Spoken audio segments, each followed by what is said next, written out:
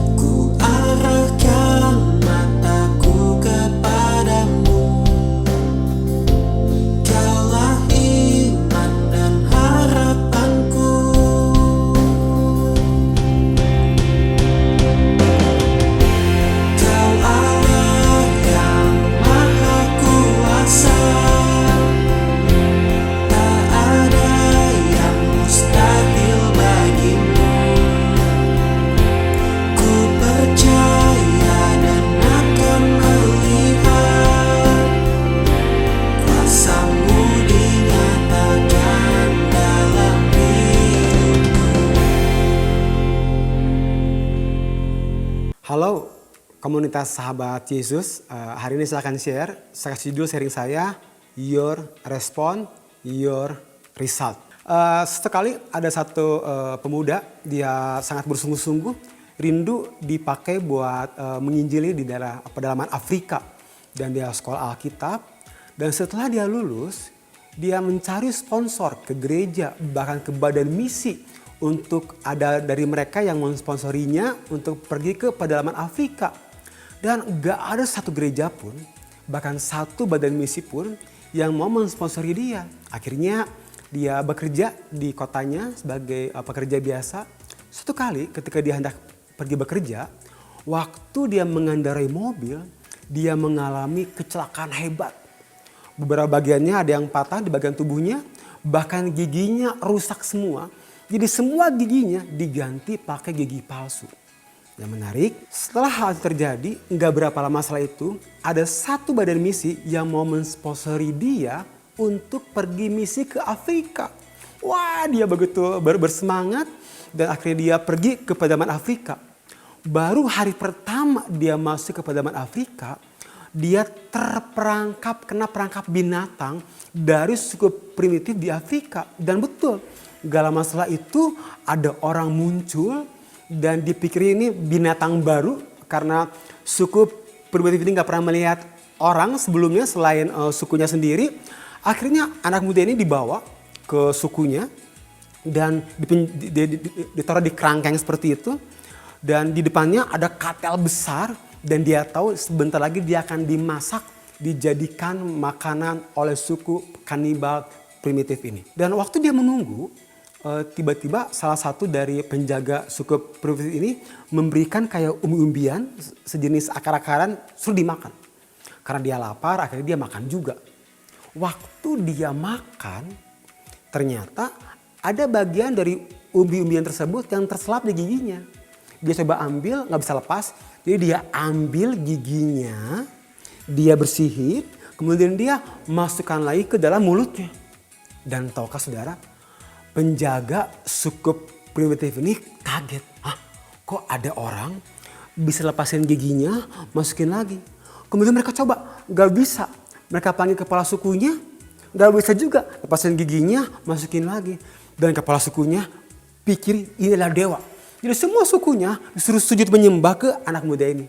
Dan anak muda ini mengambil kesempatan itu buat menyatakan kabar keselamatan dari Tuhan Yesus. Akibatnya satu suku primitif di Afrika itu menerima Tuhan Yesus sebagai Tuhan dan Juru Selamat pribadinya. Ini cerita yang menarik menurut saya. Firman Tuhan berkata di Mazmur 5 ayat yang ke-12. Sebab Engkaulah yang memberkati orang benar, ya Tuhan. Engkau memagari dia dengan anugerah-Mu seperti perisai. Jadi saya percaya Tuhan memagari saya dan saudara. Artinya ketika krisis terjadi itu karena Tuhan izinkan krisis terjadi. Untuk apa? Untuk kebaikan saya dan saudara. Apa artinya krisis? Hal yang berbahaya, parah sekali, yang genting, kemelut, suram, keadaan yang gak menentu. Seperti anak muda ini, kayaknya suram. Gak ada satu badan misi pun yang mau mensponsori dia. Kayaknya gak jelas. Tapi dengar, sudut pandang kita akan krisis, akan menentukan hasil apa yang akan kita peroleh. Sudut pandang yang pertama adalah krisis itu sementara. Saya percaya krisis itu ada awal, ada akhir. Krisis pasti berakhir karena krisis hanya sementara. Jadi saya percaya mari kita punyai respon yang benar ketika Tuhan mengizinkan krisis datang. Tapi respon yang benar karena kita punya sudut pandang yang benar. Firman Tuhan katakan di 1 Korintus 10 ayat ke-13. Saya akan baca terjemahan The Message. Tidak ada ujian atau pencobaan yang datang melebihi kapasitas kita. Yang perlu kita ingat bahwa Tuhan tidak pernah akan mengecewakan kita. Katakan amin. Dia tidak akan pernah membiarkan kamu didorong melewati batasmu. Dia akan selalu ada untuk membantu kita melewatinya. Ini ayat yang luar biasa. Ingat, krisis itu sementara. Hal yang kedua, Tuhan ada di tengah krisis. Matius 1 ayat yang ke-23. Seorang perawan akan mengandung dan melahirkan seorang anak laki-laki. Anak itu akan dinamakan Immanuel. Immanuel adalah kata Ibrani yang berarti Allah ada bersama kita. Dengar, ini janji Tuhan. Tuhan gak janjikan bahwa hidup kita selalu akan ada pelangi, gak ada badai. No, yang Tuhan janjikan adalah Allah ada bersama kita. Artinya dalam semua keadaan Allah ada bersama kita. Yang terakhir yang ketiga, krisis itu memurnikan kita. Every problem introduce a person to himself. John McDonnell. Siapa kita sesungguhnya adalah siapa kita ketika sedang menghadapi masalah. Malaikat 3 ayat ketiga katakan, ia akan duduk seperti orang yang memurnikan dan mentahirkan perak.